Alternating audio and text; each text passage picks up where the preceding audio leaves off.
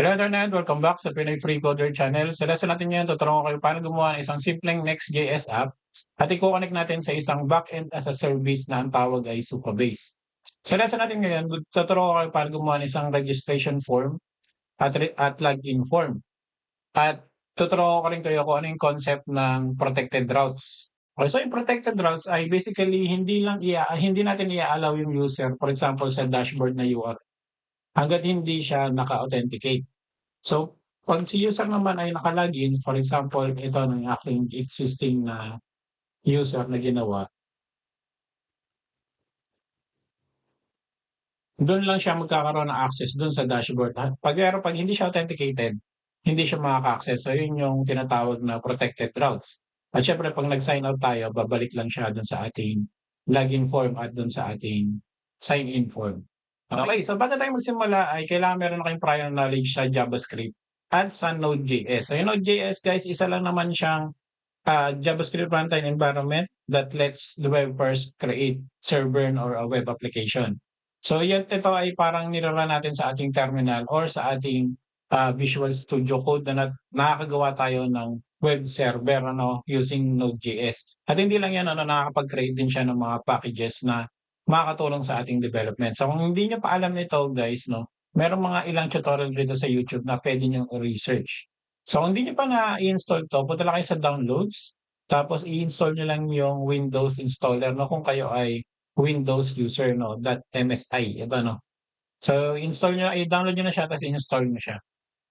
Okay, so next natin ay yung React framework na Next.js. So yung React, isa siyang JavaScript framework kung alam naman natin 'yan. Pero gumawa pa sila ng isa pang framework. So framework ng framework So kasi dati meron pa tayong ginagawang merge stack saka min stack na hiwa-hiwalay pa natin siyang kailangan i-app or gawin 'pag ni-run natin siya kailangan hiwalay pa natin i-set up yung database, yung logic, tapos yung front end natin using React, tapos yung server natin kailangan nagro-run sa Node.js. So ngayon meron ng React na i-npm run dev niyo lang ay open na lahat yun nagro-run na lahat yun, hindi niyo na kailangan siyang i-set up isa-isa. So napakaganda nitong Next.js. So kung kayo ay React developer, madali niyo na 'tong matutunan itong Next.js Sumunod naman yung backend as a service na ang tawag ay Supabase. Okay, so kaya siya sinabing backend as a service kasi lahat kumpleto na meron siyang authentication, meron siyang database, meron din siyang storage, tapos meron ding real-time synchronization ng data.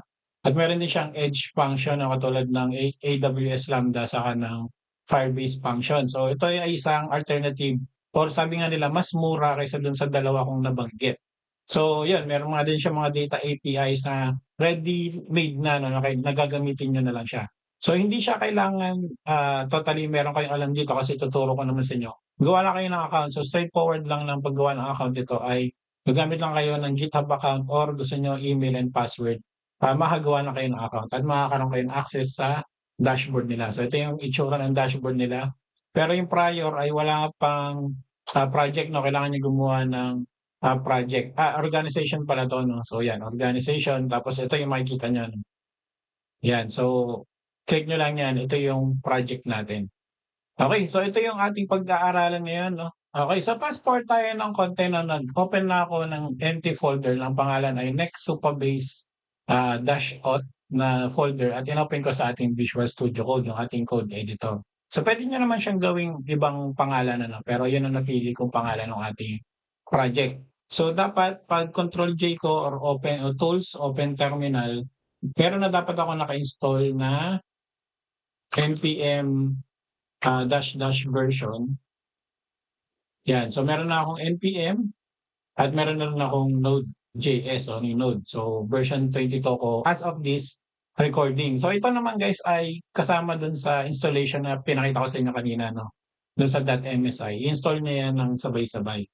Okay, so paano ba gumawa ng isang React application or Next.js application? So medyo malilito ako dun sa mga pangalan nila so pagpasensyahan niyo. So yun ay npx or npm pwede rin pero npx kasi parang ito yung npm na may steroids daw So create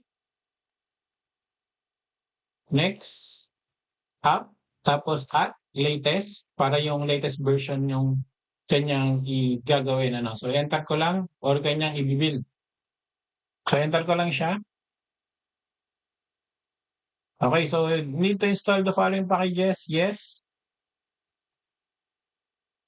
What is your project name? So ang gagawin ko guys ay that. Pero kasi nasa loob na ako ng isang folder no. Pero kung ginawa niyo, nilagyan niyo ng pangalan pa siya, gagawa pa siya ng isang subfolder. So ayoko nun. So that yung aking gagawin. Okay, so would you like to use recommended Next.js defaults? Yes. So ibig sabihin nun ay TypeScript, ESLint, Tailwind CSS. Alam naman na natin yan sa kayong app router. Ano. Okay, so i-install na yan guys. Okay, so natapos na yung ating installation. So clear ko lang yung ating console ano, o yung ating terminal. Tapos i-close ko lang siya saglit. Ano. Tapos bubusisiin natin yung package.json niya. So ito yung dependencies, saka dev dependencies. Makikita nyo meron siyang next version 16.0.3 as of this recording. Tapos yung ating React version ay 19 na, yung pinaka-latest 0.2. Tapos ito yung mga version ng ano, ng dependencies. So Tailwind, Node, no? React, React DOM, ESLint, Tailwind, saka yung ating TypeScript, no? So TypeScript yung ating gagawin ngayon, hindi JavaScript. So meron akong unang tutorial about TypeScript, pero kung kayo ay JavaScript developer, ay madaling-madali nyo na rin itong masusundan, no? Pero kung kayo ay wala pang masyadong knowledge sa TypeScript, ay i-explain ko sa inyo yung ilang mga commands or script habang tinatype ko. Okay, so i-run natin yung ating server o yung ating application using npm. Kasi sabi dito, ito yung script, ano? So, run dev. Okay, so nag-run siya sa ating port sa 3000. So, control click ko lang siya. Copy ko na lang siya. Copy. Tapos dito, new tab, paste. Ayun. So, ito yung ating default. Okay, so ang gagawin ko guys ay pupunta ako sa aking app. Tapos ang ating page. So, ito yung kanyang default. Ito yung nakikita nyo rito, no? Mapapansin nyo, naka-tailwind CSS na rin siya na yung mga properties. So, either sa layout, pero hindi ko na gagamit, hindi ko na gagalawin tong ating layout. No? Ito na lang ating page.tsx. Okay, so titira ko lang yung ating div, tapos h1 hello world. Okay, so pag close ko, ay pag control S ko, yun na yung ano, lumabas na yung ating nilagay. Okay, so lumabas naman yung ating hello world dito. No? So meron tayong default na style kasi meron tayong global CSS rito no, na nakaset. So kaya siya naka-center na ganito. Actually hindi, no? Naka-center siya gawa ng itong ating CSS rito. No? Pero kung tatanggalin ko siya, for example ito, ganyan na lang siya. No? Tapos yung ating global CSS, meron tayong background o foreground na itong root. So tanggalin naman natin no, para malinis tayo. Pero lang yung font family saka ito. No? So tanggalin ko siya. Yan, para naka-default tayo lahat. So kailangan mag-control shift ba? Hindi. Meron sigurong okay, pag ni-refresh natin at walang nangyayari, kailangan natin siyang i-restart ano, lalo na pag ganyan global CSS. So restart lang natin yung ating run dev, tapos hintay lang natin siya mag-load. Ayan, okay na yung ating CSS o yung ating styles. Okay, so meron tayong type error dito, no? Ito yung sa side effect, sabi. So, kailangan kasi natin i-declare siya, no? Pero wala tayong global dito ng TS. So, common error to sa TypeScript pa. So, gagawa ko dito ng global.d.ts. Tapos, declare module. Tapos, open close double quotes. Wildcard.css. Okay, so yun. Wala na yung error na yan, ano? Okay, so close natin. Okay, so yung layout guys, ito yung pinaka-layout ng ating HTML. So mapapansin nyo, meron ditong create react, create next app, diba, saka description. So pag yan ay binu source ko, makikita nyo, meron ditong title, ayun siya, oh. Pati yung description, nandito siya. Okay, so pwede natin siyang baguhin dito. So pwede ko siyang gawing Next.js plus Supabase app for for authentication. So yun, mabago siya, pati yung description. So kung kayo ay gagawa ng website using Next.js, dito niyo babaguhin inyong SEO, no? So yung layout, parang kabuuan siya nung HTML, tapos yung page, ito yung pinaka-content mo. So pwede naman guys na walang layout, page agad, pero nire-recommend ni Next.js na meron kayong ganito, no? Layout. Okay, so for each ano yan, route. Kasi ito yung pinaka-root natin, ano? So konting overview ng functionality or yung capability ni Next.js. So gagawa ko dito ng for example ay test na route, tapos gagawa ko rito ng page.tsx, RFCE, tapos h1 test. Okay, so pag ako'y pupunta sa /test, yun na yung ating route. So hindi na ako gumawa o hindi na ako nag-install ng React router, ano, React router DOM, no, na katulad dun sa ating React.js. So every time na gagawa ko dito ng folder na hindi relevant sa ano, no, kasi merong folder na API, para sa API naman yun or sa mga components para sa components naman yun. Hindi siya ano, no, hindi siya gano'n. So, yeah, katulad ng test, naka-declare lang siya for siguro nire-recommend niya na ano siya, no, na test script lang yung ilagay na dito kaya siya naging ganyan. Pero for example ay gawin ko siyang profile, yan magkakaroon ng 404. So pag ako'y pumunta sa profile, yun, so yan babalik yung ating profile na page. Okay. So ito guys, pag wala naka-declare na layout dito sa loob ng profile, ang inherit niya ay yung layout na file dito sa root, no? Pero kung gusto niyo ay gagawa ko rito ng panibagong layout .tsx. Okay, so ika-copy paste ko na lang siguro 'to, no? Copy tapos ito paste. Pero tanggalin natin 'to, no, ilang yan itong mga 'to. Okay, so ito tanggalin natin.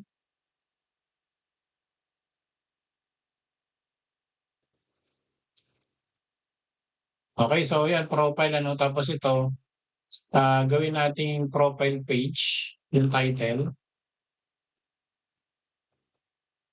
Ayan, magkakaroon siya ng sarili niyang title, ano, na nakahiwalay dun sa ating root na route. Okay, so yun yung uses ng layout saka pages, ha. So ito sa mga first timer na ngayon lang mahahawakan yung Next.js. Okay? So enough for the basic Next.js structure, ano. So tuloy na tayo dun sa ating Supabase section. Okay, so dito sa right side, ito yung ating Supabase na dashboard, no. So yung unang makikita niyo dito yung organization niyo. So kung gagawa kayo ng bagong account ay malamang wala pa kayong organization, gawa lang kayo ng organization niyo, no. So ito naka-default na Pinoy Freecoder 01 yung ating dashboard, ano.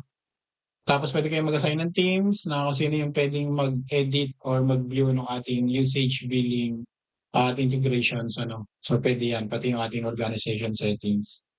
Okay, so ang gagawin natin una ay gagawa tayo ng new project.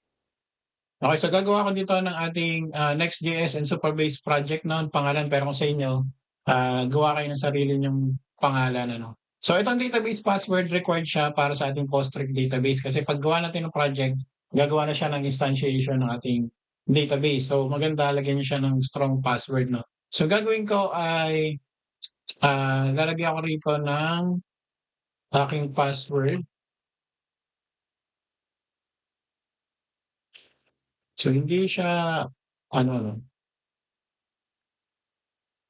Okay, so okey na 'yan, ano, para madali ko siyang tandaan. This password is not secure enough and kasi masyadong common yung password, pero okey lang 'yan, ano. So create new project, kasi for the tutorial lang naman yung ating gagawin, okey. So dito na yung ating project settings, ano. Kung mapapansin niyo meron tayong database. So yung database na ginagamit yung Supabase ay Postgres, ano. So similar to MySQL pero mas advanced siya, no, kasi nakakapag-store siya ng object sa loob ng isang ah, table ano. So, parehas lang din kung marunong kayo ng MySQL, ng SQL in general ay parehas lang siya 'no. So, authentication natin, okey. So, ito yung authentication. So, ang gagamitin natin sa sign-in provider ano, mapapansin niyo rito, meron tayong sign-in provider. Ang gagamitin lang natin ay yung email.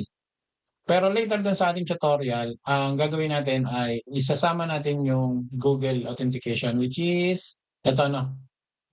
Okey, so mapapansin niyo rin marami silang option 'no na puwede niyong integrate katulad meron silang Twitter, so na ngayon ay X 'no, hindi pa siguro na 'to na-update. May Zoom, Spotify, Apple 'no. Meron din silang via phone pero alam ko para 'to sa mga paid users na 'no. Ang alam ko lang na libre sa tingin ko ngayon ay yung email saka yung Google ano, yun pa lang yung aking nasusubukan na libre. Yung iba naman ay, medyo may bayad na siya 'no, kasi naka-free tier lang naman tayo. Okey, so yung storage natin, yung mga image files dito natin siya i-store. Tapos yung edge functions guys ay similar to AWS function or Firebase function. Kung di niyo pa alam yun, para kayong magde-deploy ng isang, function na laging naka-open o laging naghihintay ng command sa internet. At, 'pag naka-receive sila ng either ng, HTTP request or kung ano mang trigger na yun yung ginawa at na-recognize yun ay ira-run yun sa background na hindi ninyo na kailangan, gawan pa ng isang web application, parang nagra-run lang siya. So meron siyang mga ilang ano rito 'no, examples na puwede niyong subukan, pero 'yan, skip muna natin siya 'no. Tapos yung real time siyempre magkakaroon ng real time synchronization between channels. So which is, maganda 'no kung kayo nagbi-build ng mga real time projects, real time data projects 'no. Okey. So 'yan ay yung halos complete, overview ng Supabase service nila 'no. So meron tayo dito guys na project settings, dito tayo 'no. So kailangan natin ay kunin yung ating, publishable keys, which is yung una muna yung ating data API, ito 'no, itong URL project natin. So dito sa ating root, gagawa ako ng, .env variable, okey. So make sure sa git ignore, default naman na yan sa Next.js ay dapat naka-git ignore siya 'no, para hindi naka-expose yung inyong keys. Pero sa tutorial na 'to siyempre makikita niyo, pero pagkatapos ng mai-release ko 'tong tutorial na 'to siyempre tatanggalin ko na yung mga keys na yan o yung project na yan ano. Okey, so for the sake of this tutorial makikita niyo yung ating, project URL saka yung ating unknown key 'no na tinatawag. Okey. So dito sa ating, .env ang ilalagay natin dito ay next_public underscore supabase, underscore URL equals ta's ipe-paste ko na rito yung URL. Okey, so Alt-J lang 'no, para bumaba yung text natin. So sumunod naman ay next public,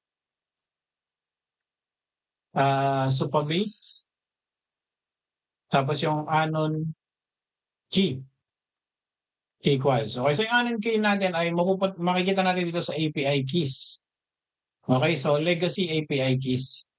So ito yung ating anon na naka-public ano, so copy lang natin siya tapos paste.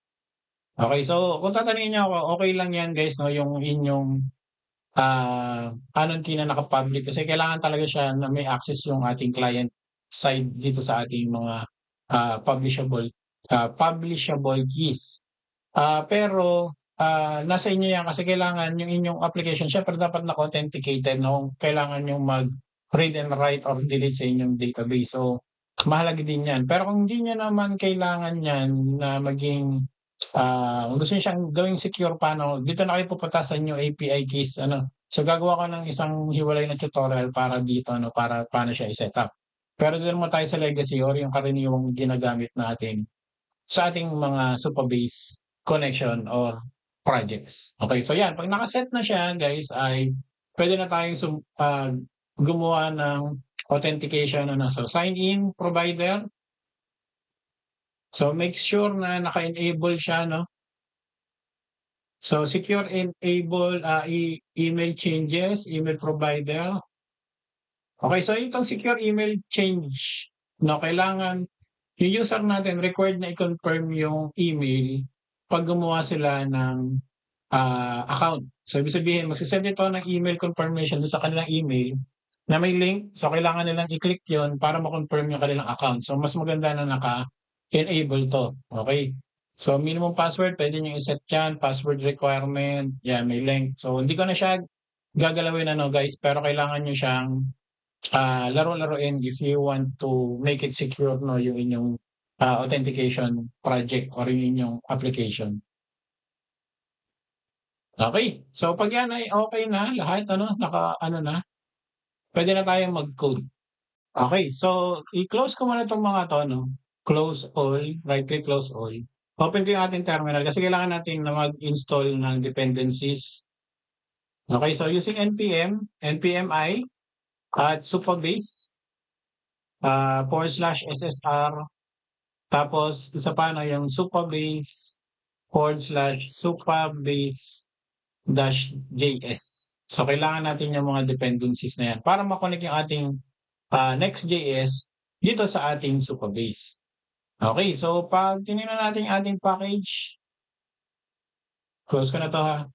Ayan, so na-install naman yung ating dalawang, dependencies 'no, so okey na yan. Okey, so sumunod naman natin ay kailangan nating gumawa ng folder na ang pangalan ay actions. Okey, so dito natin ilalagay yung ating, app actions o yung ating authentication actions. Okey, so next ay gagawa tayo ng components. So dito naman natin i-store lahat ng components kasi as following the solid principle kailangan o compartmentalize yung each components ng ating application para madali siyang i-maintain at maging scalable, ano. So sumunod naman yung ating, landing page which is yung dashboard. Pagka-login nila dito sila pupunta sa ating dashboard route. Tapos sumunod isa pang folder which is login, dito naman sila magla-login. Tapos isa pang folder which is yung ating register, dito naman sila magre-register. Tapos yung ating lib or library. Okey, so sa loob ng lib gagawa rin tayo ng isang folder na pangalan ay supabase kasi baka mamaya kailangan niyang gumamit ng iba pang library at huwag natin siyang i-clutter 'no, kailangan naka-folder pa rin siya. So yun, okey, so yan na yung mga folder structure natin. So una nating gagawin ay kailangan nating gawan ng lib o yung supabase na client side ano. So client.ts,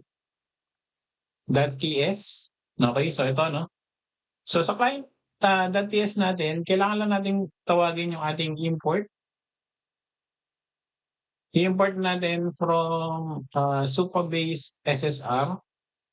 Kukunin lang natin yung ating create browser client ano. Okey, so siguro yan minimize natin 'to ano, medyo hindi pa naman natin siya kailangan masyado. Para kitang-kita niyo yung ating, code, okey? Okey, so export cons, create client, isa siyang arrow function ano, return, create browser client. Tapos ito ay kailangan tumanggap ng, process.env, .next public. So ang kailangan natin dito ay yung ating URL, okey. So ko na, hindi na ako magpapakahirap mag-ano 'no, type. Tapos kailangan lang natin siyang make sure na null safety siya 'no, so magkakaroon ako dito ng exclamation na make sure na talagang naka-declare siya, okey. Kung hindi magka-crash yung ating application, hindi siya manghuhula ano. So sumunod yung ating anon key. Okey, so yan, ito yung ating client base. Sumunod naman yung ating, server ano. So under pa rin ng supabase na folder, server.ts. Okey, so sa ating server.ts kailangan nating gumawa ng parang handshake nung dalawa 'no. So kasi sa may client side na tayo, dapat yung ating server side kilala yung ating client na nagre-request dito sa ating, Next.js. So kailangan halos parehas sila 'no. So dito naman kailangan nating i-import, from dun pa rin ano sa SSR, supabase SSR, pero ngayon create server client naman tayo. Okey, so under ng server client kailangan din natin mag-import ng cookie. So yan naman ay naka-built-in na sa ating Next.js. So next, cookie. Ah,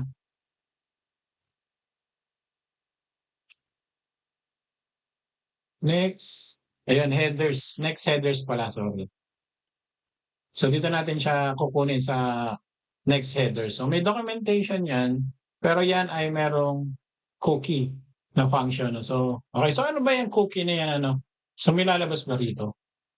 So wala na. Yung cookie na yan ay naka-built-in na function yan sa next. So ito yung documentation niya. No? So yung cookies is a asynchronous function that allow you to read the HTTP incoming request. So ito lang yung way ni Next.js para ma-recognize niya na may request na paparating sa ating server. Ano? Kasi server.ts nga siya. So yan ay naka-store i-store natin sa isang cookie instance. Ano?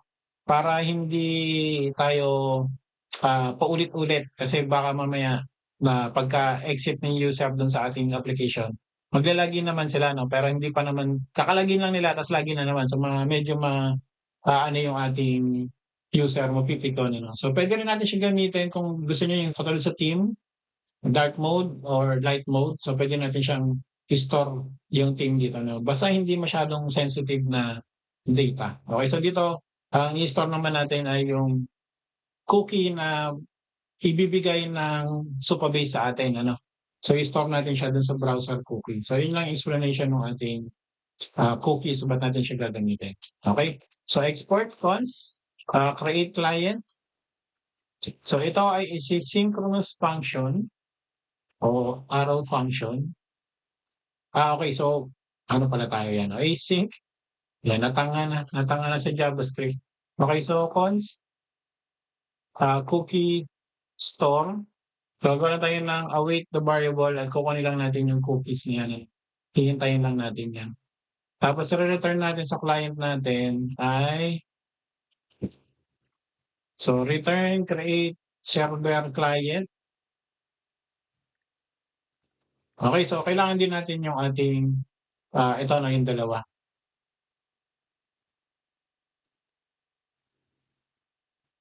Okay.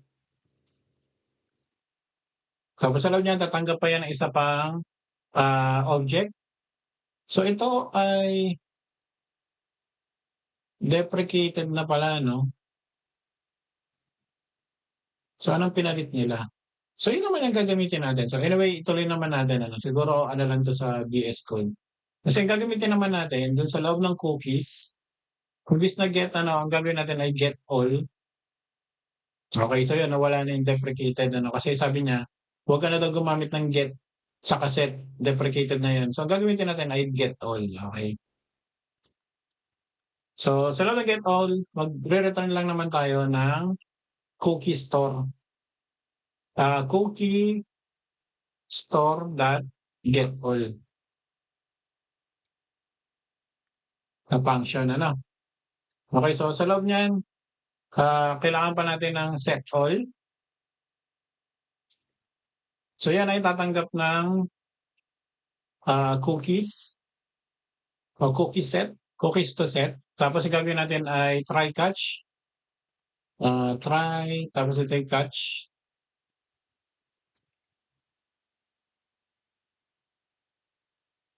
Okay, so sa loob ng catch ay pag hindi siya nakakuha ng cookie na kailangan may gawin tayo dito, no? Kailangan yung set all natin, may method, meron tayong pang set. Pag wala tayong nakuha, kailangan meron tayong pang set as default ng ating cookie, no? So from server component. Pero dahil dito sa tutorial na 'to gagamit tayo ng proxy na dating middleware, ano. So dati middleware siya, pero binago yung pangalan nila, ngayon proxy na siya.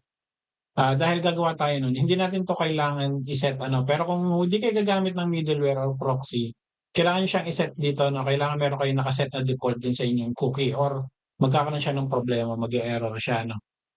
So dito sa ating try catch, ang gagawin lang naman natin ay cookie set to set, dot for each.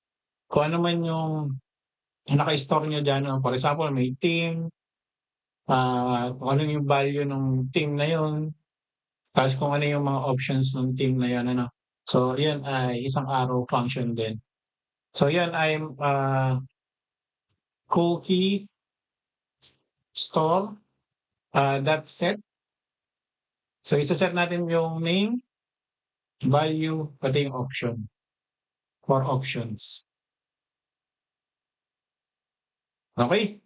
So, okay. So kailangan pala ito ay object. Sa loob, dapat nasa loob siya ng isang object. Okay, so yan ay ayan, okey na 'no. Kasi ito bakit may error pa rin dito? Bakit siya may error pa rin? Ito. So kailangan cookie store lang siya guys, eh. Okay, so kasi ito yung cookie store lang yung, function na 'to, hindi siya yung, cookie store. Okay, so may malian. Okay, so ito na yung server, library natin sa Supabase saka yung client ano. So ito sa client, magke-create lang tayo ng, browser client using the Supabase keys. So ise-send din natin sa ating server yung Supabase keys na yan at ire-return natin yung, makukuha nating authentication cookie dun sa ating Supabase service. Okay. So ang next naman natin ay yung ating actions ano. So punta tayo sa ating actions. So create ako dito ng .ts. Okay, so sa actions, make sure na kailangan ay use server siya. Ibig sabihin ng use server ay dine-declare natin siya as a server component. Kasi dito sa Next.js merong, client component saka meron server component. Yung client component yun yung magra-run sa browser ni, user. Tapos yung server component yun yung magra-run sa server natin. Okay, so yun yung pinagkaiba 'no. So yun ay de-declare natin dito 'no, kung yung component niyo ay use client, ibig sabihin sa client yun dapat mag-execute. So dito niyo lang magagamit yung use effect, use state 'no, ni React.js. Okay, so pag tinry natin gamitin yung use effect or yung use, state dito sa ating, component na walang use client sa taas ay mag-e-error siya. Okay, so dito naman tayo sa server component, kailangan natin siya i-declare as use server. Para make sure na ito ay magra-run lang sa server side, hindi sa client side. Okay, so sana ay malinaw ano. So mag-i-import tayo ng ilang, packages dito 'no. So from next, cache. So ang gagamitin natin na ika-cache natin ay yung revalidate path. So kailangan natin i-revalidate yan 'no for a period of time. Tapos yung redirect natin ano kung merong, kailangan natin i-redirect pagka-login ni user o pagka-logout. So yan ay from, next navigation. Okay, so sumunod naman ay import. Kailangan natin yung create client. So yung create client natin ay sa Supabase server. Okay, so diyan natin siya kukunin. So export once. Ang gagawin natin dito ay yung ating sign in action ano. Yan ay asynchronous. So yan ay tatanggap ng form, data equals to form data o type form data. Okay, so const Supabase is equal to await, create client. Okay, so yan, naka-instantiate yung Supabase natin. At nilagay natin sa Supabase na constant variable. Ano? So, constant data, isang object, yan ay may email. Gamit natin ay kung kukunin natin yung data na yan o i-get natin yung data na yan sa email as string.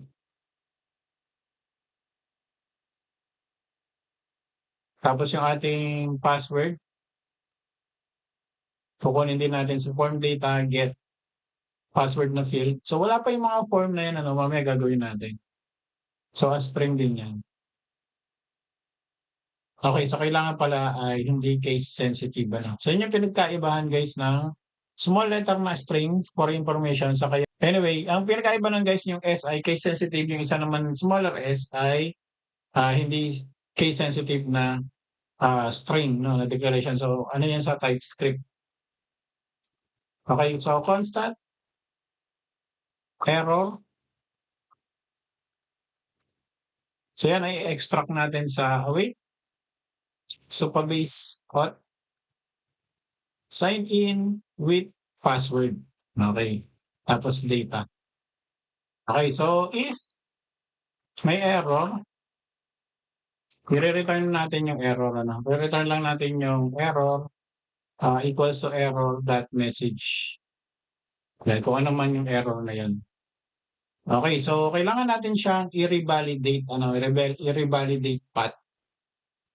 Okay, so i-revalidate natin yung path, ano. So tatawagin natin yung revalidate path. So yung i-revalidate natin yung path ay yung root path natin tapos yung ating layout na page, ano. So ang gagawin ng revalidate path dun sa documentation natin ay i-a-allow lang natin, allow you to invalidate cache data on demand for a specific path.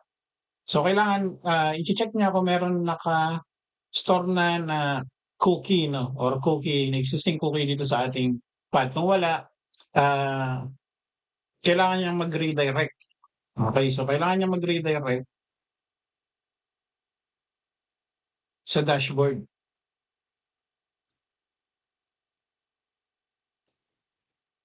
Okay.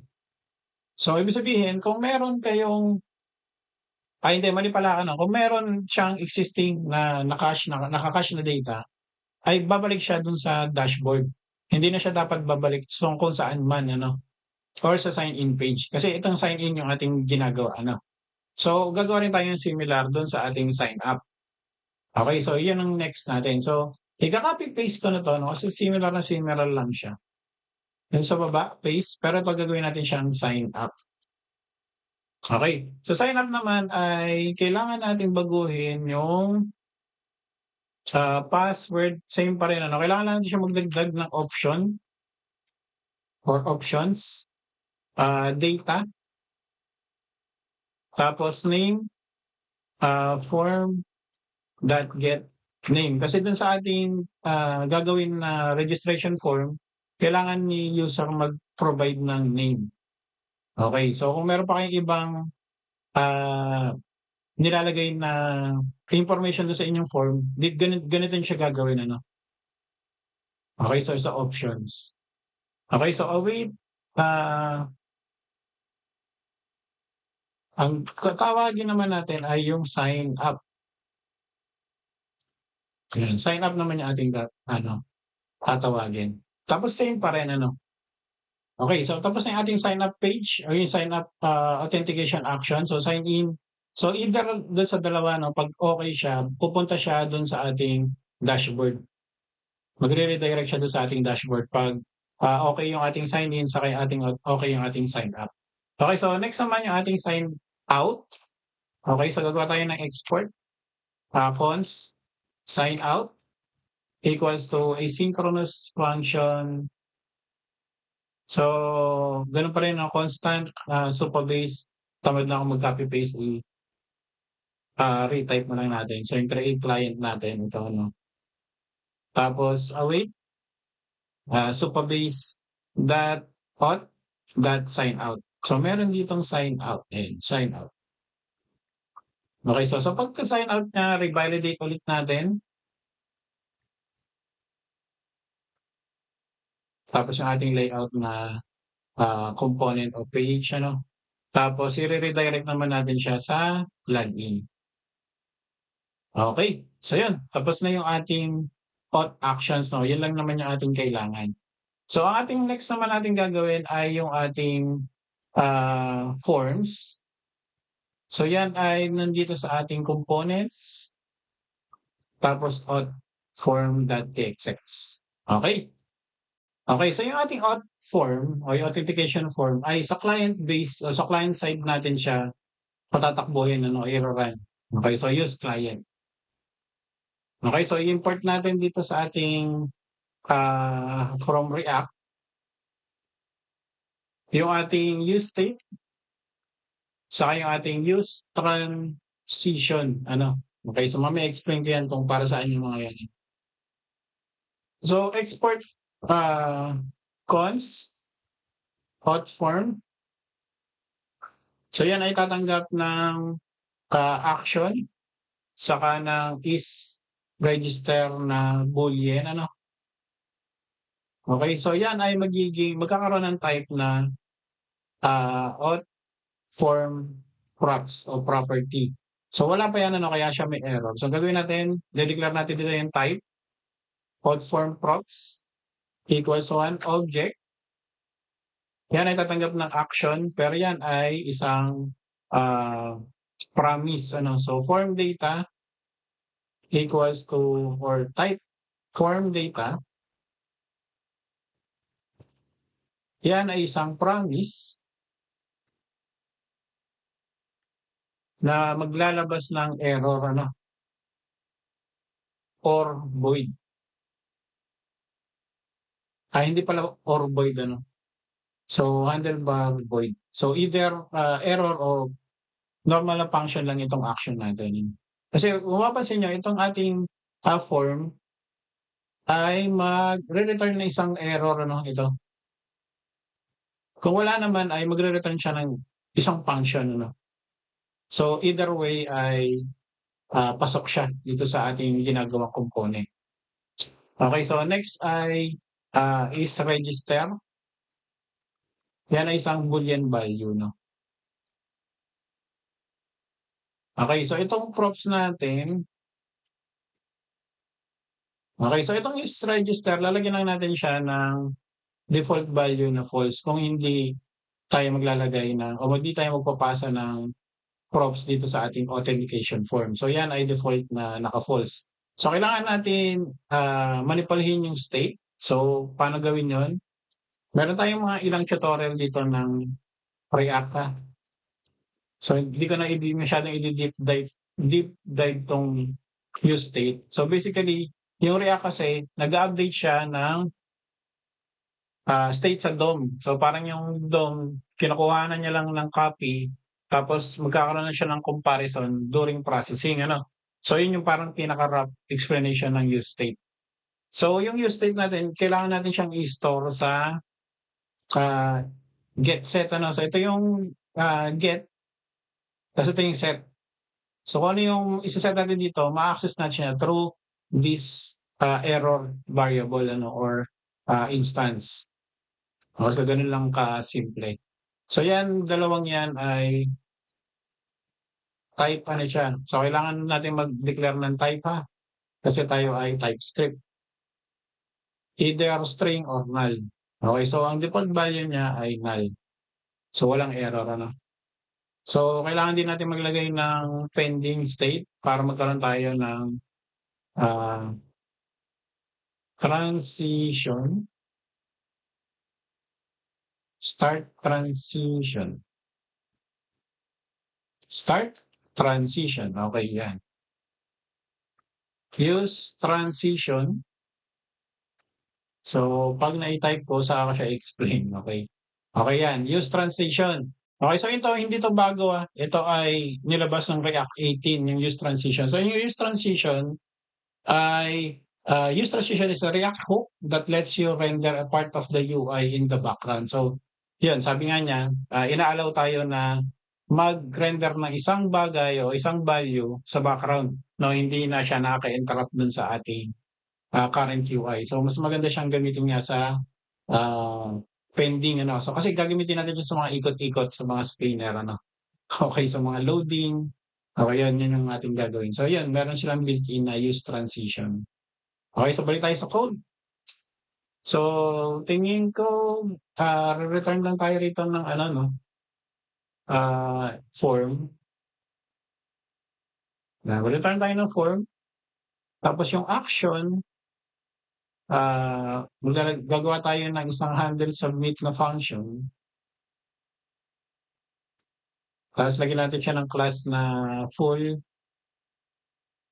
Ano to, tailwind to Tapos magkaroon lang tayo ng spacing na 4 sa y-axis, ano?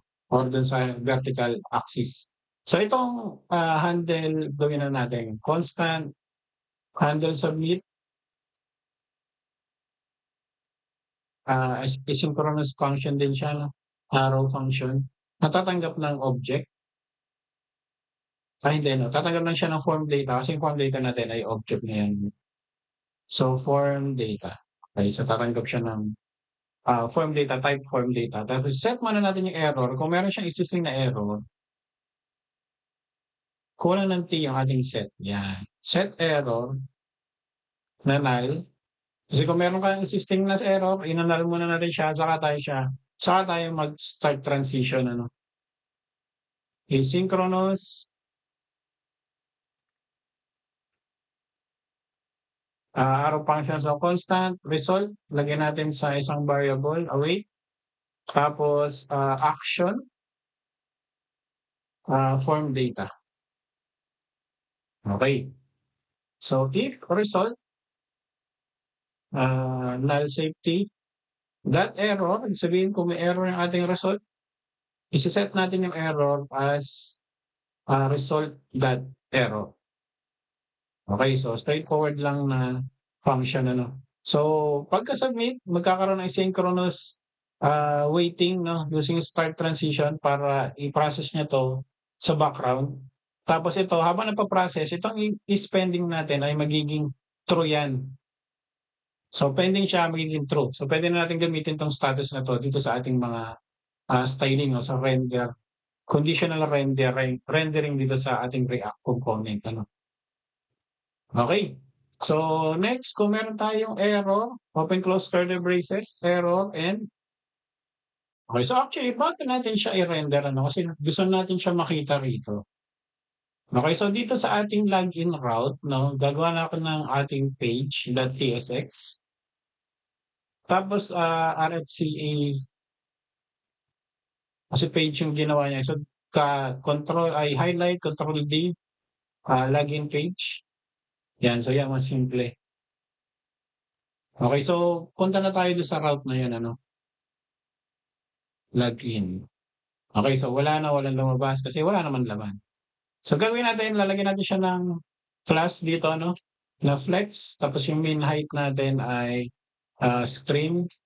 Yung ating items naka-center, justify center, no. Tapos yung BG natin na yung background natin ay gray 50. Yan, so medyo naging gray na yung ating background. Control Alt para bumaba, no. Lagyan natin ng konting padding sa X na 4.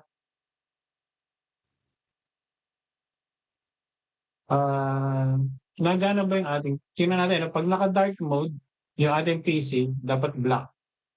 Okay, so yun, yung naka-ano naman tayo na dark. So 'pag naka-light mode, background, gray 50, 'no, yung ating gagawin.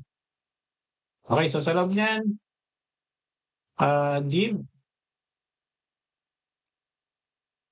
full, max width ay medium device, space sa y-axis ay 8, dot nag-emit na, 'no, tinamad niyo. Text center, tapos H1, dot text 3XL, sign in. Okay, so nasaan ka? Yun, nandun siya. Sign in, so kailangan natin 'to ng text gray 900. Yan, lumabas siya. Font semi-void. Tapos lagay dito tayo ng ano, ng welcome back. Please sign in to your account. Okay, so gano'n pa rin, ano, meron dito kailangan natin siya ng style din ng din konting margin top, text small, text gray 600. Okay. Actually, gawin natin siyang ano, 'no, text white na lang. Huwag na tayo masyadong ligoy pa. Text white na lang kasi hindi naman tayo magfo-focus sa ating ano, kaya sa functionality tayo magfo-focus. Okay, so sa baba ng ating welcome, messages, 'no, kailangan natin maglagay ng, div. Ta's dun natin ilalagay yung ating auth, 'no, yung ating auth form. Okey, so kailangan natin dito ay yung ating sign in action. Okey, so action, tignan natin kung mag-o-auto ano, auto import. Yun yung sign in action kailangan natin dito, na galing dun sa ating action. Okey, so yung auth form natin ano yung nakalagay, ah, hindi naman siya required. Kailangan natin ng question mark dito para maging optional siya, yan para mawala yung error, okey. Okey, so sumunod ay kailangan natin ibaba ano, o kailangan siyang bumaba. So lagyan lang natin ng, ah, BG white o BG gray, 900, ah, border, ta's border gray 200, ah, padding 8. Okey, so yan. Tapos rounded LG, ah,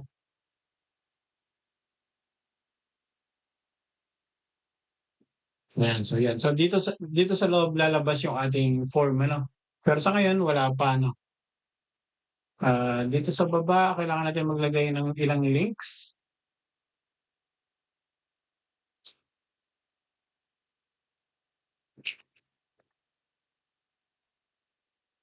So don't, have an account. Okey, so yan ay gagawin natin siyang, text,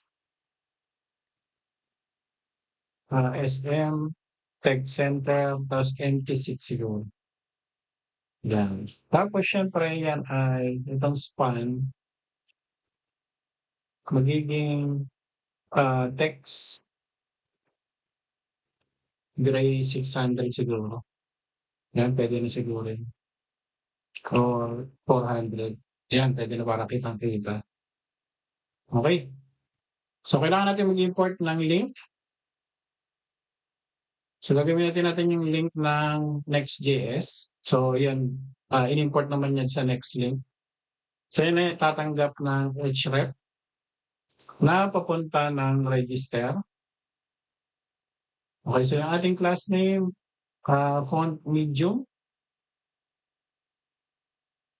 ah, text white, underline. Okey, so walang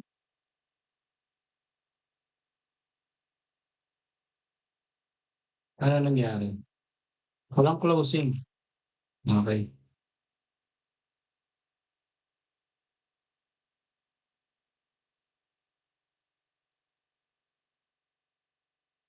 Hindi kailangan natin dito ng closing tapos sign up. Okey, so meron na siya rito ni okey, so actually puwede natin lagyan 'to ng space ano, kasi span naman siya.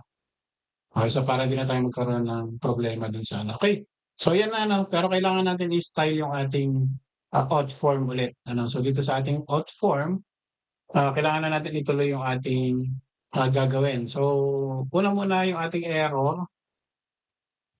Okey, so kung sakaling may error, lalagyan natin yung error dito 'no, pero lagyan natin ng error na text dito muna. Okey, so kung sakaling may error ang gagawin natin ay class, rounded LG para pabilog siya. Border red, 200 tapos BG, ah, red 950, yan. Tapos yung ating text, SM, text red, 400 yung nauuso ngayon ano. Nice, kung ano yung background niyo mas light na red daw ang dapat na ilagay niyo roon. Mas lighter na version. So pixel, padding 3, yan. So yan. So kung sakaling may error, lalabas dito yung ating error ano. Pero yung ating border dapat, siguro mas darker ano, huwag masyadong yan, ganyan, ganyan. Okey, so ito ay lalabas lang 'pag merong error. So, cut ko ha, Control X, conditional rendering kung may error, end, saka lang siya lalabas. Pero kung wala naman ay naka-hide siya dapat. Okey. So kung ating form is register, ibig sabihin, true, ang ire-render natin ay isang div. Okey, so sa loob ng isang div, maglalagay tayo ng label, for name, okey. HTML form for name, class name natin ay bigyan muna natin ng name. So dapat tayo ay nasa register, tama ba? Okey, so dapat dito tayo sa register ano, pero balik tayo din sa ating login muna. Anyway, ibig sabihin nito 'pag, nag-supply tayo rito sa page ano, katulad nito 'no, 'pag nag-supply tayo dito ng is register true, ito yung magre-render ano, itong part na 'to. Okey, so para lang makita natin yung tina-type natin rito 'no, gagawin ko siya not is register ano, para lumabas, okey. Okey, so kita ko na 'no. So dito ilalagay natin yung, text gray 300 medyo light, text SM o small, ta's font, medium, para medyo may pagka-bold siya 'no. Ta's lagyan natin ng konting margin bottom ano, mga 2 para bumaba siya. Kasi sunod diyan ay yung ating input. Okey, so input text, magkakaroon siya ng ID saka name na name, ang name niya ay name, type text na ta's required siyempre. Tapos lagyan natin siya ng, full, lagyan natin siya ng background na para kita, BG gray 900. Kailangan lang natin siya ng border para kita. So border, tapos border gray mga 700 siguro, yan para kita siya. Ah,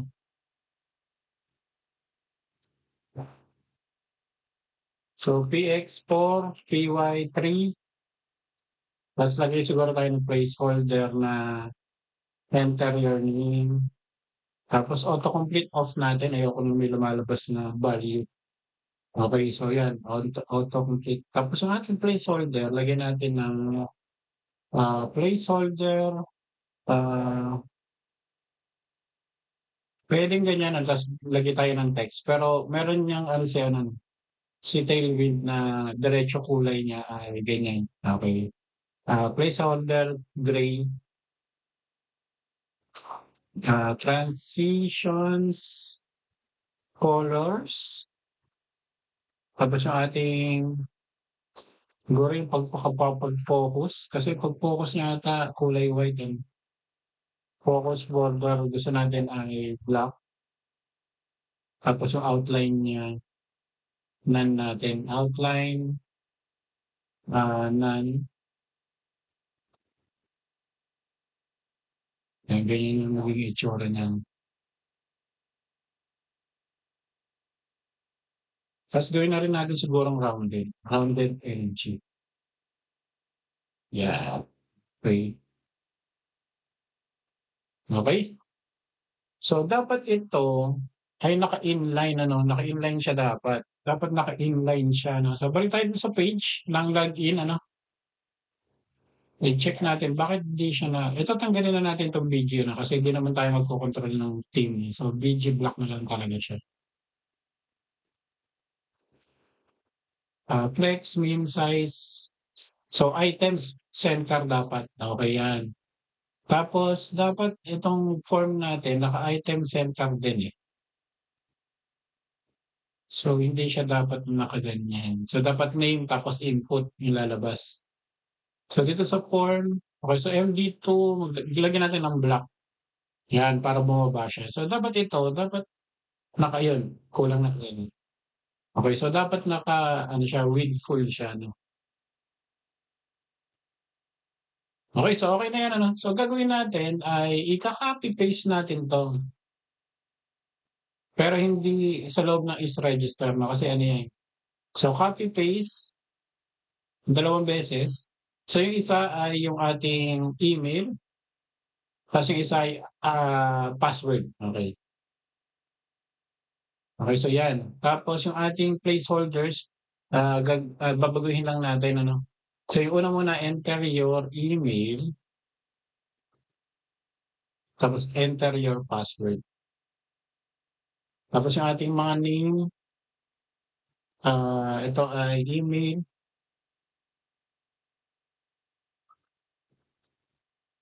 ta's ito ay password.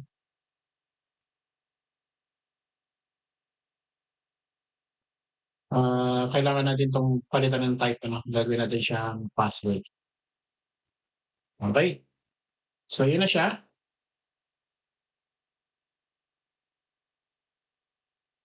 Okey, so kailangan natin palitan ng konti itong ating password na style ano.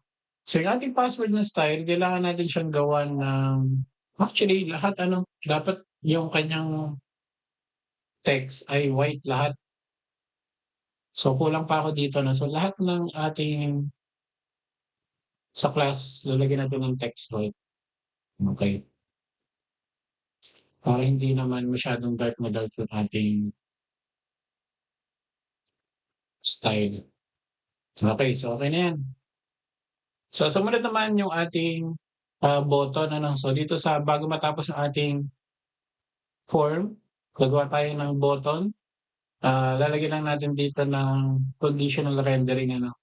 So, if pending is pending, ang ilalagay natin ay loading.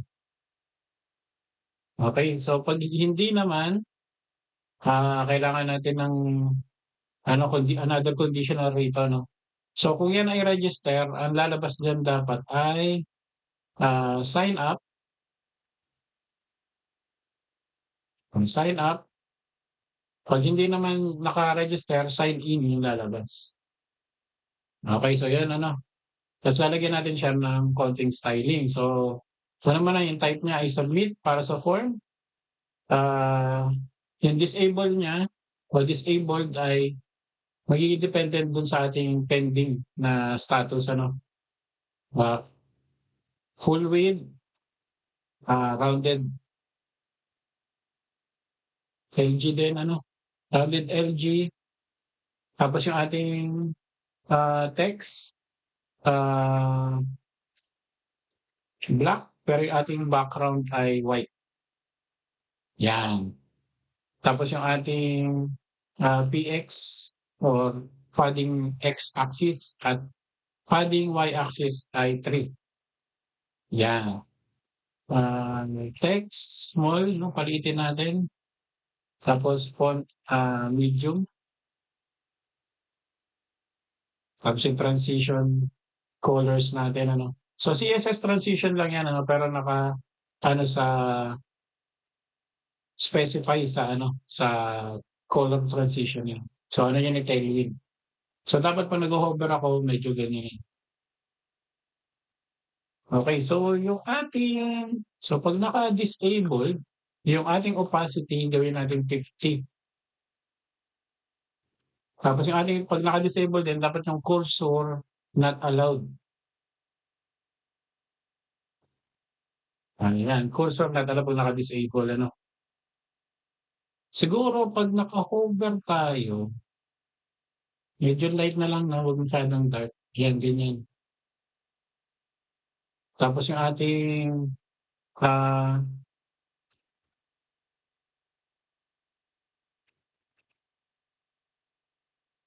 cursor pointer 'no, para clickable siya kunyari. Okay, so yan, okey na yung ating form pero ano 'to, naka-register so kailangan natin 'tong ibalik sa dati. Ito palang type hindi dapat 'to naka-text sa'kin sa email, kailangan email siya. Okay, so puwede niyong lagyan 'to ng ano 'no, katulad dun sa password, lagyan natin ng minimum length.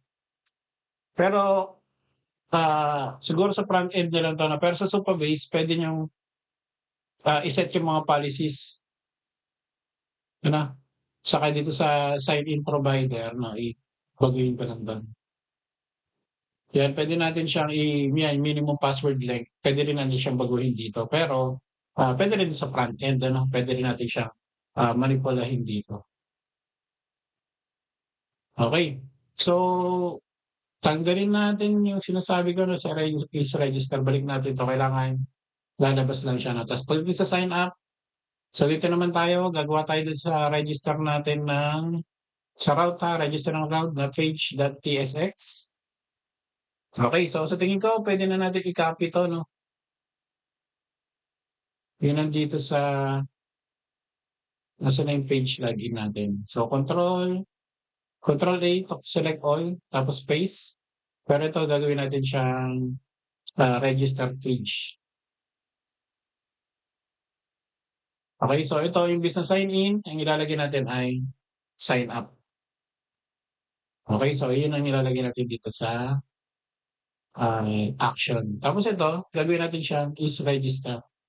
So either puwede tayong maglagay rito ng true, pero 'pag, naglagay na tayo dito guys ano na siya 'no, considered as true na siya.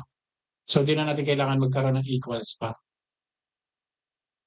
Okey, so yun punta tayo sa register at lumabas yung name. So sign up, imbes na sign up, sign in,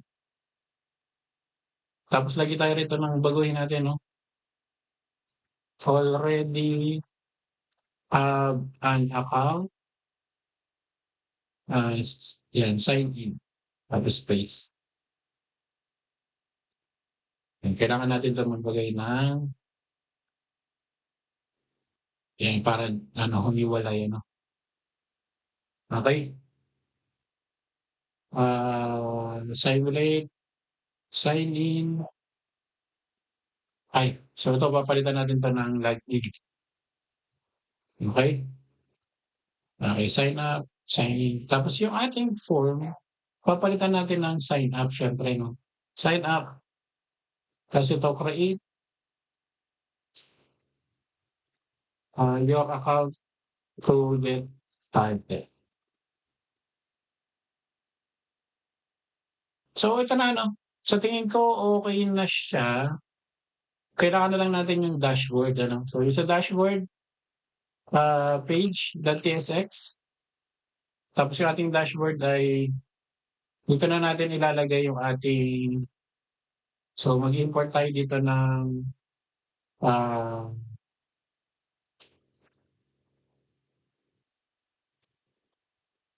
so kailangan natin ng create client, eh. Pero siya ay sa server natin kukunin 'yan, okey? Tapos yung ating sign out, dapat siya ay sa actions, okey?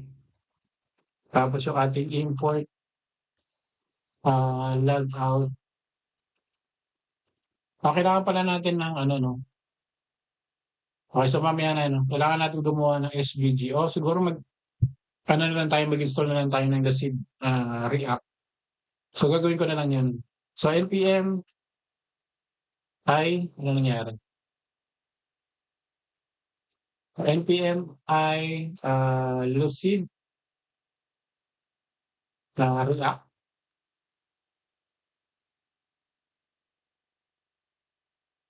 Okay, so yung Lucid React guys, copy paste ko lang ng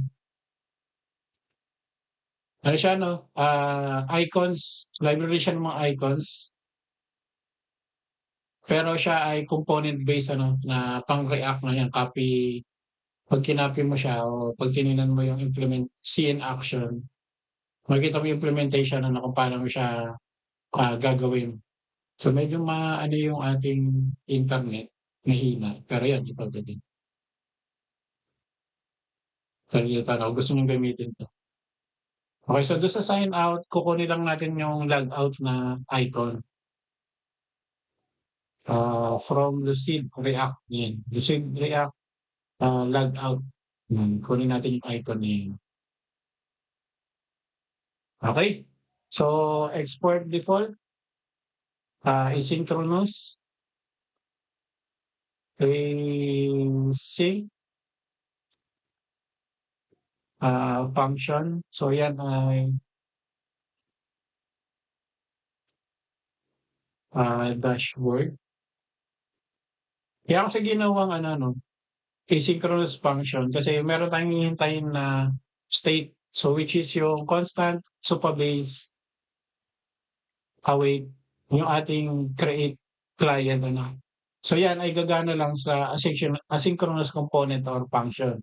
Yung itong await. Kasi ito may medyo mag-aano pa siya 'no, maghihintay pa ng ilang ilang seconds bago niya siya makakuha ng response sa supabase. So, kailangan naka-ano siya, naka-sync await. Okay, so constant, data, user.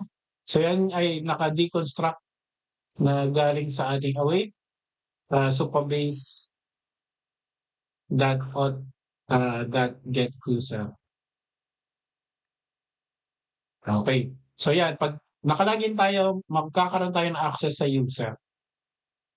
Okay. So 'pag hindi siya, existing, if not user, sabihin walang naka-login ano, re-return lang tayo ng null. Okay. Tapos constant, user metadata equals to user dot, ah, user underscore metadata.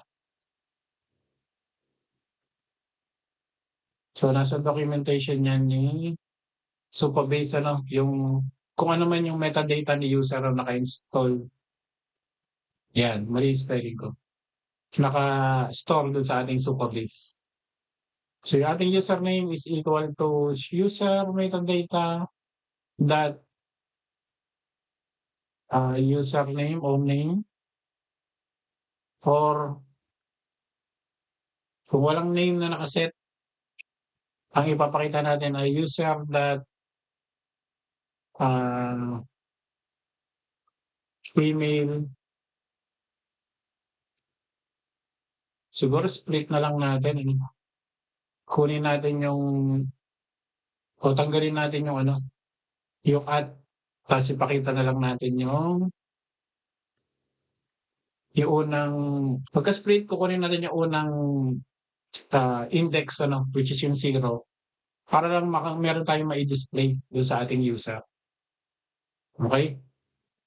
So ito pala dapat nasa loob, sorry guys, So ito pala nandito dapat, 'yan lumabas na naman ako, di ko alam kung bakit. So close nga natin 'tong ano, terminal, 'yan. So dapat ganyan. Or kung walang naka-store, re-return lang natin yung user ano. So return na tayo dito ng isang component na div.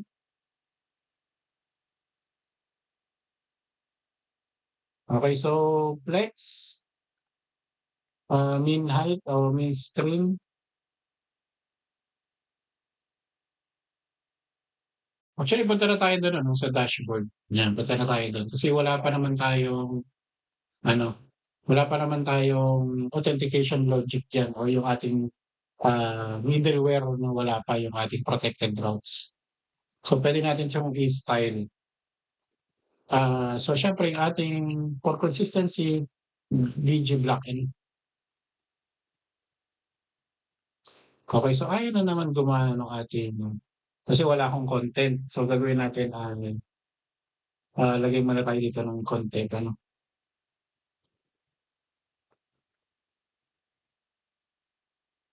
para magre-render. Okay, so wala pa rin. Bakit hindi gumana 'tong ggBlock natin?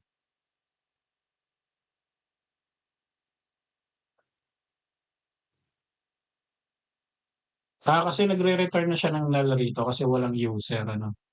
So, So, hindi siya puwede 'no. So, comment ka lang muna para meron lang tayong makita sa styling. 'Yan, okey. So, comment ko muna 'yan, ta's i-uncomment ko na lang 'pag natapos na ako dun sa ating styling. Nasaan yung dashboard? Ayun, nandito yung dashboard, okey. Ah, so div for, max width, hindi lang ano, tapos spacing natin ay Y. So, naka-flex tayo, justify center, items center, ah,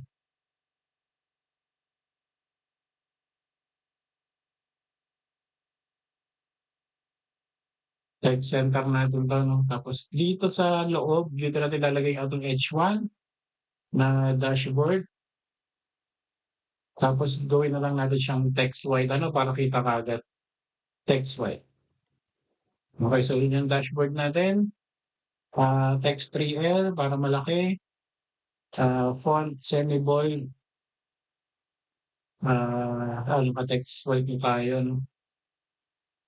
Meron tayo sa subtitle ano, "Welcome to your dashboard." So yan ay text SM, text gray 400 siguro na para may contrast tayo. Medyo hiwalay na din, okey? Okey, so sa baba nito, okey, so dito 'no, isang div, maglagay tayo ng border,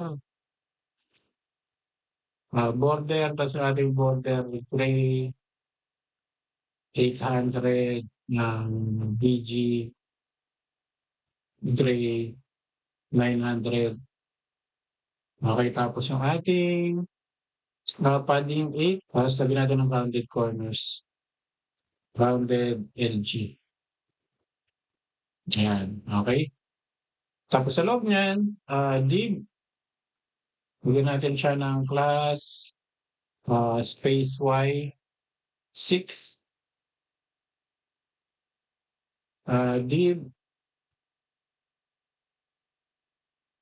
Anyway guys, kung meron kayong sarili niyong style, hindi mas maganda hindi niyo na kailangan i gayahin 'tong ginagawa ko. Pero ito basic na basic lang naman yung, form o dashboard style ano. Pero puwede kayong gumawa ng sariling, dashboard if you like.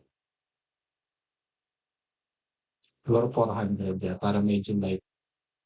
Okey, so dito lalabas natin yung, name, tapos idi-display natin dito yung ating name ano. Pero yan ay magiging username. Okey, so itong username siyempre dito yung manggagaling ano, username niya yan, okey? Lagyan natin ng konting styling,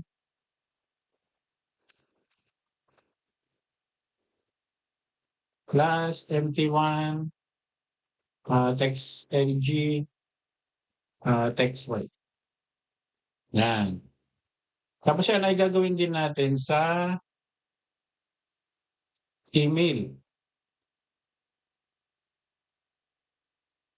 So ito ay email, email,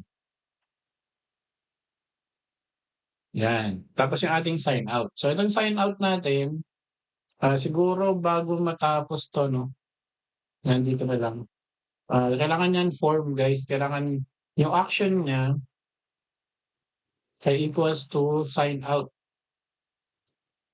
Kasi yung sign out na built-in ni ano 'no, yung action na ginawa natin saka yung sign out na built-in function ni Supabase, hindi niya siya tatanggapin ng hindi naka-form o hindi secure ano, kasi mayroon yang mga, cookie saka mga key 'no. So kailangan yung request ay manggagaling mismo dun sa inyong application, hindi galing sa third party um, na service ano. Okey, so sign out. Okey, so yun yung ating sign out. Type, type. Submit. Lagyan natin ng konting styling ano, flex full, item center, justify center, gap 2, rounded corners din ano, border, tapos border, gray 300. Okay, so text, gray, text gray na medyo light. Hindi 'no, siguro 700. Hindi, white na nga natin, text white. Paano natin pinapahirapan yung sarili natin. So, PX4, PY3, okey yan. Tapos yung ating, ah, transition color ano, transition colors, kasi kailangan natin magkaroon ng hover dito 'no. So, hover, BG gray 700, yan. So, dito sa sign out kailangan din natin ng icon ano, para medyo kaaya-aya yung ating logout, hindi ganyan ka-plain lang.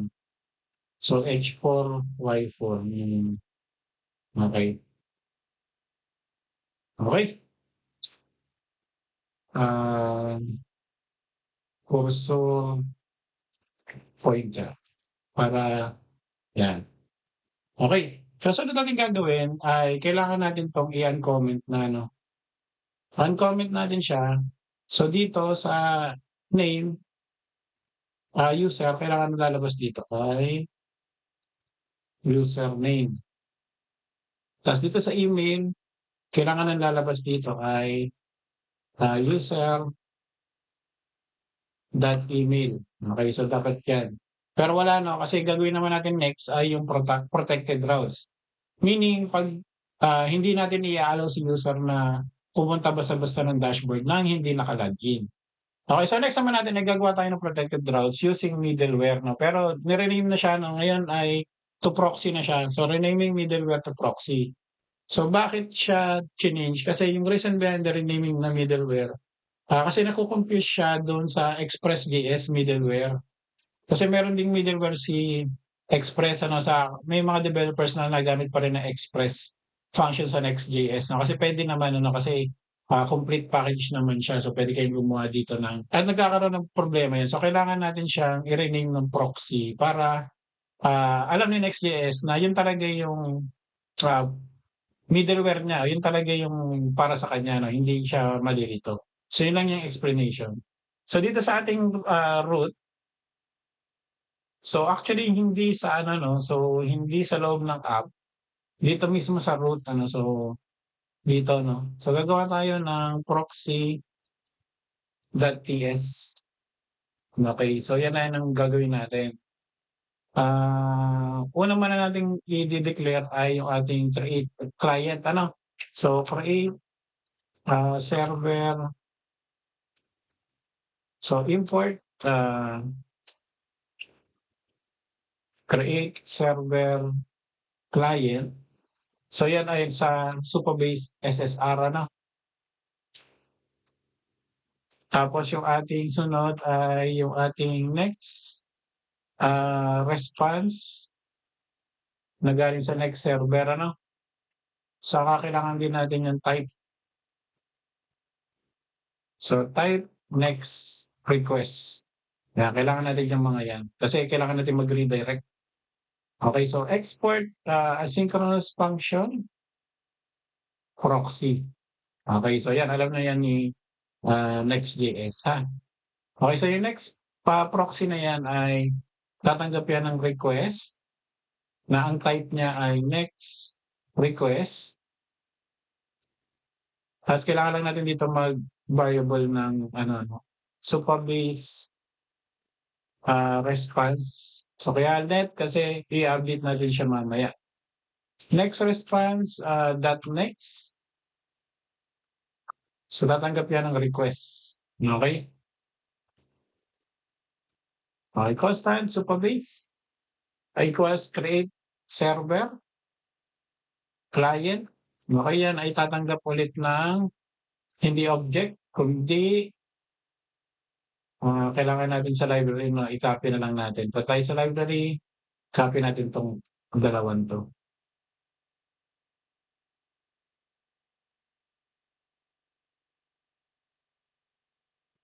Okay, so tatanggap ulit yan ng cookie. Okay, so sa cookie, get all,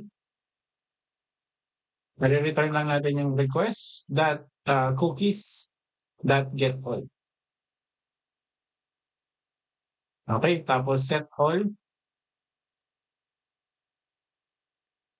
cookie to set, cookies to set, cookies to set, that for each,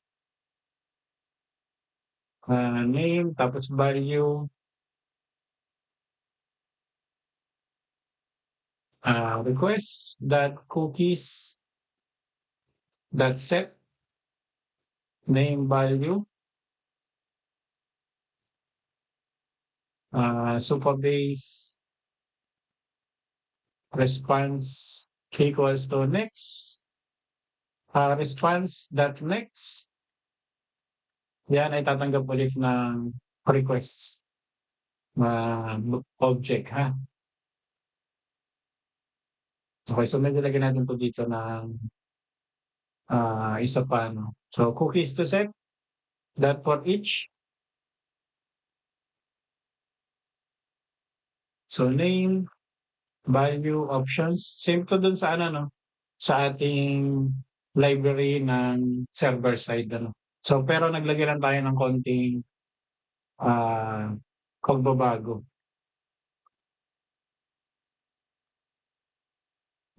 Okay, yan. So okey na siya 'no. So gagawin na naman natin ay dito sa baba, constant, data,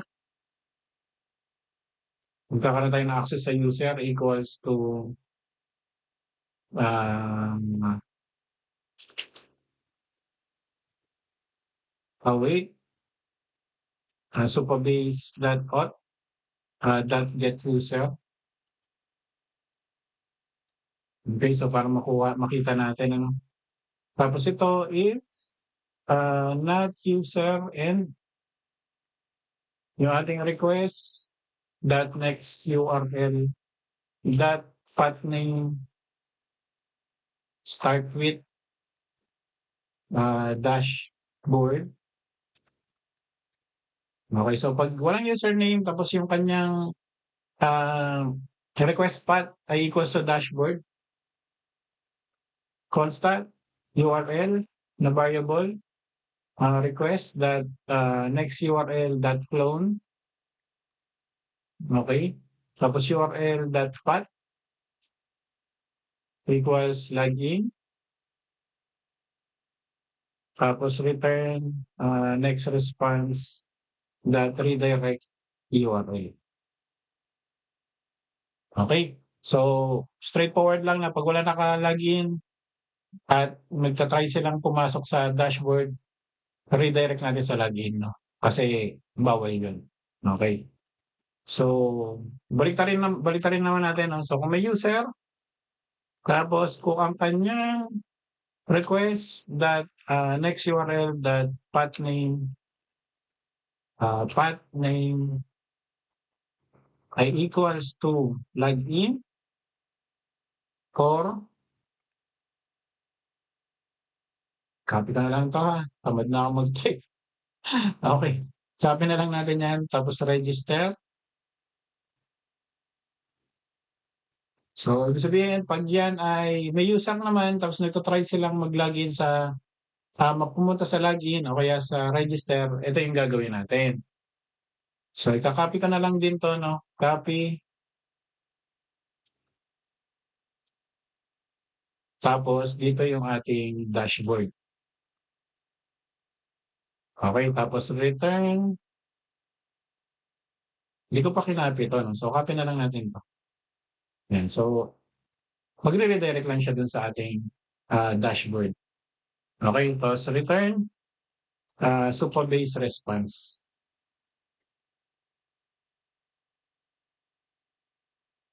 Okay?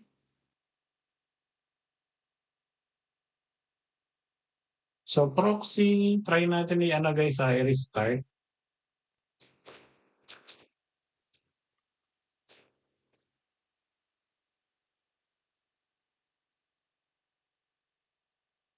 Yun, okay na. So i-restart lang natin kasi bigla tayong nag-introduce ng proxy na habang nagra-run yung server. Okay, so try natin ano na. Pag pupunta ako sa dashboard, babalik lang ako dun sa log. O magre-redirect lang ako sa login. Okay? So, medyo ano tayo na, tapos na yung ating application guys, no? So, konting ano lang, no? Konting recap lang sa ginawa natin. So, una man natin ginawa ay gumawa tayo ng client Supabase libraries, no? So, isa sa client, isa sa server. Okay, so kailangan tugma yan ha, kasi silang dalawa yung magkikiss. Okay, sila yung mag-handshake na, oy, ikaw, tama yung pumapasok sa aking request. So, dapat mahalaga yan ha. Tapos gumawa tayo ng action sa authentication. So yung una yung sign in. So kikreate tayo ng Supabase instance using create client dito no. Galing dun sa ating library. So sa server. Tapos kukunin lang natin yung form data na email saka password. At tinawag lang natin yung sign in with password na built-in function ni Supabase. So kung may error, i-return natin yung error. Kung wala naman ay re-revalidate tapos redirect lang sa dashboard. Ganun din sa sign up, ano? Pero nagkaroon tayo ng additional na option data rito na name kasi mag-i-stock tayo ng name. Ano? Tapos yung ating error, kukunin natin sa sign up kung sakaling may error sa sign up. Ganun din naman sa ano no, sa sign in kung may error siya, doon natin siya i-return ano. Tapos same lang ano, re-validate tapos redirect sa dashboard. Tapos yung sign out natin ay straightforward na sign out, tinawag lang natin yung sign out na built-in function ni Supabase, redirect sa login. Gumawa tayo ng mga components. Actually, isa lang ano, ginawa natin yung auth component pero dahil tamad tayo, naglagay lang tayo ng rendering condition dito na pag pinasa mo dun sa ating authentication form na prop, which is optional, ay magbabago lang yung render natin o tulad na nangyayari rito. Okay? So, sumunod natin yung ating dashboard. Ano? So, yung dashboard natin, kukunin lang natin kung sino yung naka-register o sino yung naka-login based dun sa ating sign up. At ipapakita lang natin yung metadata niya na which is yung name sa yung email. So, ipapakita lang natin siya doon. Okay, tapos gumawa tayo ng protected routes using proxy na dating middleware ni Next.js. So, ganun lang din, ano, parang ano to, no, tinawag lang natin yung Supabase instance sa Supabase SSR, no, sa server side renderer natin. At tinitingnan lang natin yung cookies kung may naka-store ba. Kung wala naman naka-store ay magse-set tayo based dun sa input o sa rep, response ni Supabase. Okay? So ito, nagkaroon lang tayo ng konting condition, ano, na pag hindi naka-login at nag-try sila pumunta sa dashboard, magre-redirect lang sila sa login. Okay, tapos baliktad naman kung may naka-login naman, may user naman siya at yung URL natin path name is equal to login or register, ay i-redirect lang tayo sa dashboard para hindi na tayo masyadong paulit-ulit. Ano, kasi bakit ka pa magre-register o magla-login may naka-login naman. So, kailangan mo muna mag-log out. So, bakit start with yung ginamit natin dito, hindi yung equals to path name. No? So, ginawa kasi natin, kalimitan sa mga dashboard section, magkakaroon pa yan ng dashboard users, dashboard settings. So, kahit basta nagsisimula sa dashboard, hindi siya pwedeng magkaroon ng access doon no, si user. So, yun, naka-ready na di-disallow natin yung direct na URL manipulation sa ating browser. Okay, so moment of truth, gamitin na natin sign up. So, mangyayari niyan dito sa ating authentication, dapat may lalabas rito, no, na users. Okay? So Pinoy Free Coder, tapos pinoyfreecoder@gmail.com, tapos yung ating password, sign up. Okay, so okay siya 'no, pero, papansin niyo 'pag nag-try ako dito, tapos yung ating password, although dito 'no 'pag ni-refresh natin siya, meron na siya rito 'no, pumasok na siya, okey na. Pero nakita niyo dito last sign in at waiting for verification. Kasi nga dito sa ginawa nating provider rito sa email, so kailangan i-confirm muna nila yung kanilang email bago sila makapasok. So 'pag tinry natin siya ritong pumasok, magkakaroon siya ng error na email not confirmed. Okay, so pupunta tayo dun sa ating email. Okay, so pagpunta ako sa aking Gmail ano, makikita niyo guys meron ako ditong Supabase Auth. Okay, so ito automatic na sine-send na 'to ni, Supabase based dun sa settings niya. So i-ki-click ko lang 'tong confirm email ano. So confirm your email, kinilik ko lang siya. Okay, tapos may lumabas rito 'no na hello world. So ito kailangan natin baguhin dito sa ating ano 'no, dito na sa ating app, kasi dito sa ating page, yan oh, hello world yung ano, hello world yung nakalagay. So meron pa pala tayong gagawin ano, so dito sa ating page layout, ah, i-style natin siya. Pero ito na, 'pag na-confirm na natin siya, 'pag tinry ulit natin,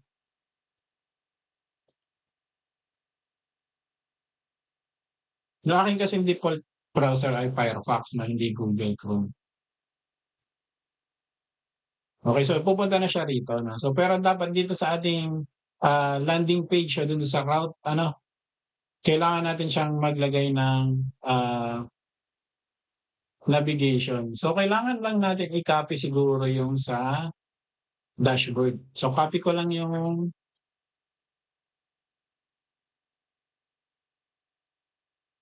'yan, copy lang natin siya 'no, tapos paste natin dito. Pero ang kailangan natin ay yung client lang,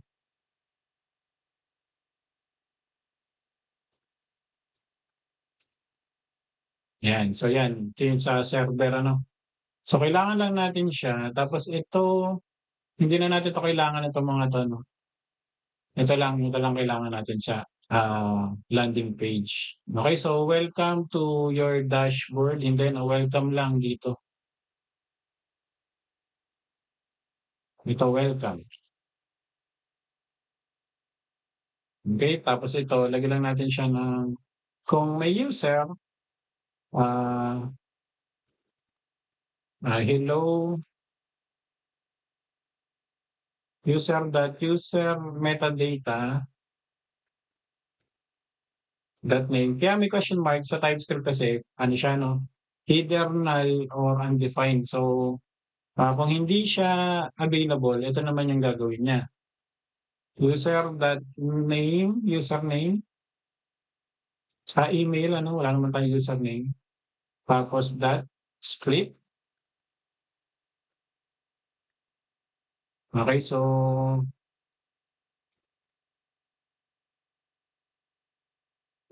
and 0. Actually, ito din yung ginawa natin dun sa ano 'no, sa dashboard, 'di ba? Inulit lang natin.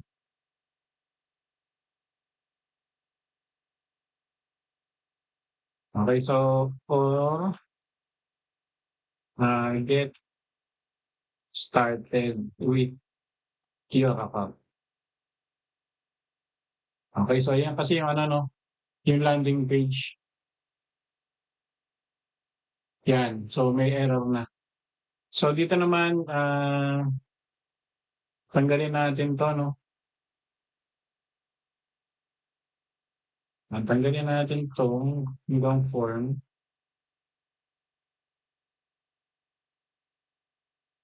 Actually, hindi natin kailangan 'tong pinaka-ano yan, ganito lang. So ito gawin natin siyang flex, flexcoin.4, yan.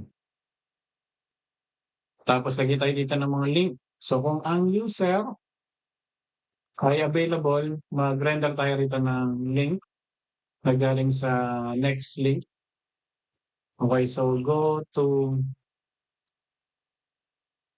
dashboard. Kasi puwedeng ano 'no, hindi naman admin yung inyong user. So magkakaroon kayo ng additional, filtering dito 'no. So sa next tutorial na natin siya ita-tackle. Kasi medyo mahaba-haba na 'tong ating ginagawang tutorial. So huwag kayong mag-alala guys, magdi-deep dive tayo sa Supabase ano, at sa iba pang mga library na gusto niyong i-tackle dito. Ah, okey, so para lang hindi mag-error 'no, so go to dashboard. Kung hello Pinoy Free Coder, okey na 'no. So lagay lang tayo dito 'no, kasi meron yang link, feeling ko meron yang link. So dito tayo umano, lagyan natin ng class. So para meron lang siyang ano,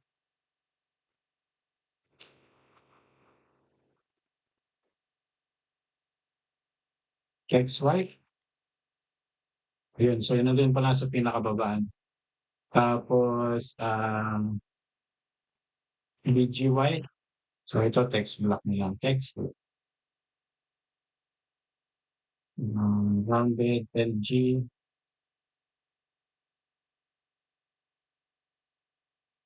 PX6, TY3, and go to dashboard.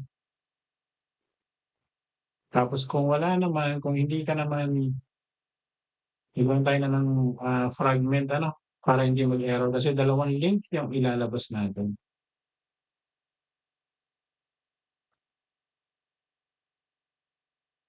Sign in, kasi ito pupunta sa login,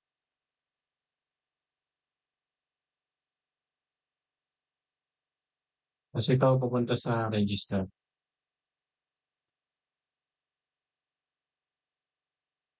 sign up. Tapos siyempre yung kanyang styling ay parehas lang. Okay, so 'pag may naka-login, meron tayong go to dashboard. Okay, so 'yan. So imagine niyo kung kayo ay hindi admin, dapat wala sa inyo 'tong go dashboard na 'to, yung sunod nating gagawin. Okay, so sign out, tapos 'pag pumunta naman ako dun sa ating root, 'yan, so meron akong dalawang option, sign in saka sign out.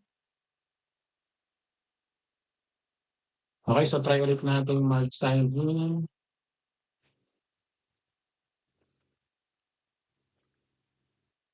Okay, so okay na. Okay. Okay, so yan na yung ating tutorial about sa Next.js using Supabase as a backend as a service, ano. So yung unang module na tinakal natin yung authentication. Susunod naman natin gagawin ay dito naman tayo sa database, ano. So magkakaroon tayo ng simpleng cron sa next tutorial natin at magra-write and read, write and delete tayo dito sa mga tables at and mga triggers function tatalakayin natin, ano. Then sumunod, mag-a-uploading tayo sa storage, tapos yung mga edge function itatakal din natin. So yun guys, ito na yung ating parang introduction sa Next.js saka sa Supabase. Sana nagustuhan nyo at kung hindi pa yung subscriber, please consider subscribing. I-hit nyo yung bell button para update kayo sa susunod na lesson dito sa Pinoy Free Coder channel. Again guys, maraming salamat sa panonood at kita-kita tayo sa susunod na lesson.